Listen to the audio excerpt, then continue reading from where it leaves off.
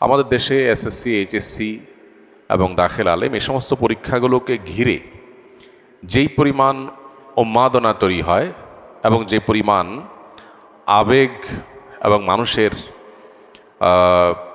আশা আকাঙ্ক্ষার আনন্দ উচ্ছ্বাস এগুলোর ছড়াছড়ি যে পরিমাণ দেখা যায় সেটা আসলে অনাকাঙ্ক্ষিত। একটা মানুষের জীবনে একটা পরীক্ষা এত গুরুত্বপূর্ণ নয় যত গুরুত্বপূর্ণ এটাকে আমরা করে ফেলেছি। আমরা এটাকে যত বড় করে ফেলেছি বিষয়টা আসলে এত বড় নয়। যে কোনো অর্জন মানুষের আনন্দের কারণ হয়, কিন্তু আনন্দের আতিশয্য এটা যদি সকল সীমা ছাড়িয়ে চলে যায় বা এটা যদি অনেক বেশি হয়ে যায় তাহলে সেটা আমাদেরকে আমাদের ভেতরকার বস্তুবাদের প্রতি আমাদের যে আসক্তি আছে সেটাকে খুব বড় করে দেখায় এবং ইঙ্গিত করে। একজন মুসলমানের কাছে দুনিয়ার কোনো অর্জন এটা অনেক বড় অর্জন হতে পারে, তাই বলে সেটার কারণে সে একেবারে আনন্দে জান্নাত পেয়ে গেছি ভাবে সে আত্মহারা হয়ে যাবে, এটা হতে পারে না। এখন দেখা যায় যে অনেক মা বাপ, অনেক ছেলেমেয়েরা ভালো কিছু করতে পারলে খুশির চোটে তারা এমন ভাব প্রকাশ করে যেন তারা জান্নাত পেয়ে গেছে। ইমানদারের চূড়ান্ত সুখ বা খুশি হবে জান্নাতে যাওয়ার পর। আল্লাহ তাআলা বলেছেন, ফামান যুহযিহা আনিন নারি ওয়া উদখিলাল জান্নাতা ফাকাদ ফাজ। যে ব্যক্তিকে জাহান্নাম থেকে মুক্ত করে দেয়া হবে এবং জান্নাতে প্রবেশ করায় দেওয়া হবে সে চূড়ান্ত সফল হয়ে গেল। এই লোকটার হাসি হবে নির্মল এবং সবচেয়ে বড় হাসি। এর বাইরে পৃথিবীতে যে কোনো অর্জনের পরে হাসি থাকবে, কিন্তু হাসির পাশাপাশি টেনশনও থাকবে। এসএসসিতে ভালো করেছি দেখে এইচএসসিতে ভালো হবে এমন কোনো কথা নেই। খুশি হয়েছে ঠিক আছে, কিন্তু আত্মহারা হওয়ার কিচ্ছু নেই। আবার আরেকজন খারাপ করেছে তাই বলে তার সব শেষ হয়ে গেছে এমনও নয়। সে এখানে খারাপ করেছে, আর জায়গায় হয়তো ভালো করবে। কত এসএসসিতে খারাপ করা মানুষ জীবনে কত বড় কিছু করেছে। আবার অনেক এসএসসিতে ভালো করা মানুষ রাস্তা রাস্তায় ঘুরেছে। সো এত আনন্দে আত্মহারা হওয়ার কিছু নাই, আবার এত বেদনায় ভেঙে পড়ারও কিছু নাই। এটার সাথে ইমানের সম্পর্ক সুগভীর। আল্লাহর প্রতি যদি কারোর বিশ্বাস থাকে, আস্থা থাকে, ভরসা থাকে, তাহলে সেক্ষেত্রে সে এই ব্যালেন্সের নীতিটাকে অনুসরণ করে চলতে বাধ্য। কারণ আল্লাহ কোরআনে বলেছেন, ওয়াসা আন তাকরাহু শাইআন ওয়া হুয়া খায়রুল লাকুম। আমাদের কাছে মনে হচ্ছে খারাপ, কিন্তু সেখানে হয়তো কোনো ভালো লুকায়িত আছে। আবার হতে পারে কোনো কিছু আমার কাছে ভালো মনে হচ্ছে, হতে পারে সেখানে কি আছে, খারাপ লুকায়িত আছে। এই জন্য কোনো পাবলিক পরীক্ষা হোক বা অন্য কোনো পরীক্ষা হোক, এই সমস্ত পরীক্ষা বা যে কোনো অর্জনে আমরা খুশি হব, শুকরিয়া আদায় করব, আল্লাহর আনন্দ প্রকাশ করব, সন্দেহ নাই, কিন্তু সেটা মাত্রাতিরিক্ত যেন না হয়। নিজের ছেলেমেয়ের এসএসসি এইচএসসি পরীক্ষার আনন্দ প্রকাশ করে যদি বাবা মা আত্মহারা হয়ে যান, নাচানাচি শুরু করে দেন, তাহলে এটা দৃষ্টিকটু।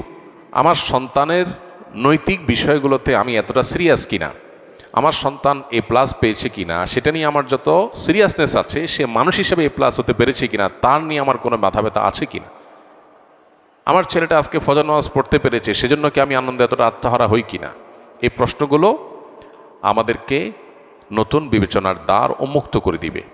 এই প্রশ্নগুলো যদি আমরা ভালো করে নিজের কাছে নিজে করতে পারি তাহলে আমাদের পথ চলাটা জান্নাতের পথে পথ চলা হবে ইনশাআল্লাহ, এবং আমাদের ভুল জায়গা থেকে আমরা সরে আসতে পারবো। তো এই জায়গাটাতে আমার মনে হয় যে আমাদের বড় ধরনের কারেকশনের জায়গা আছে। কোনো পৃথিবীর অন্য কোনো দেশে আমাদের দেশের মতো এরকম এসএসসি এইচএসসি এই সমস্ত যে কোনো পাবলিক পরীক্ষায় ছেলে মেয়েদের উত্তীর্ণ হলে সেটা নিয়ে এত উন্মাদনা, এত উল্লাস, এত ফুর্তি, এইভাবে যেভাবে পত্রপত্রিকা মিডিয়াগুলোতে ফলাও করে প্রকাশ হয়, পৃথিবীর কোনো দেশে এভাবে ফলাও করে প্রকাশ হয় না। তো এইটা আমাদের মানসিকতার কারণে হয়, এবং এই মানসিকতার পরিবর্তন হওয়া খুব বেশি জরুরি।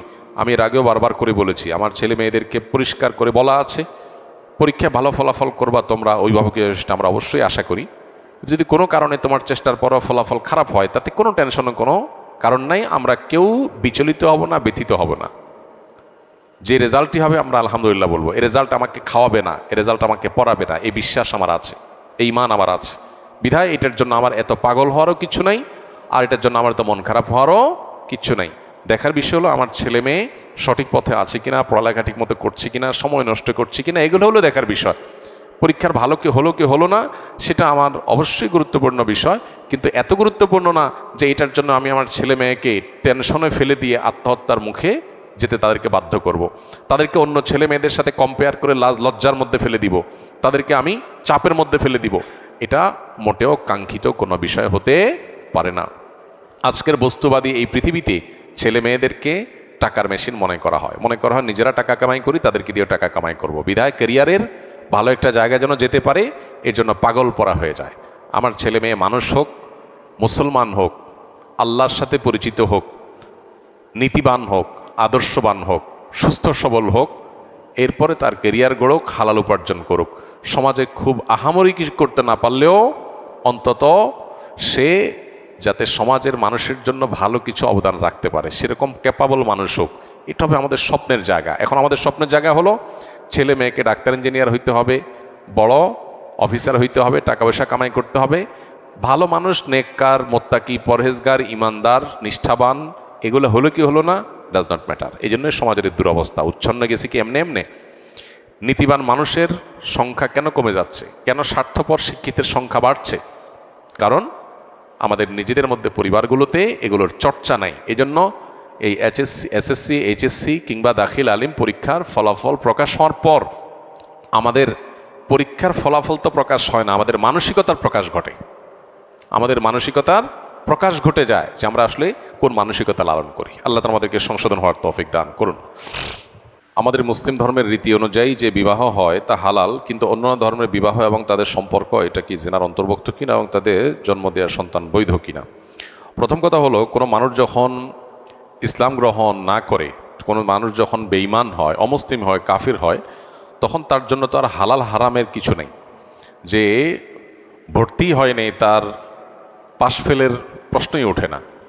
ঠিক একইভাবে কোনো মানুষ যখন ইমানদার হয় তখন তার জন্য হালাল হারামের বিধান প্রযোজ্য হয়। কেউ যখন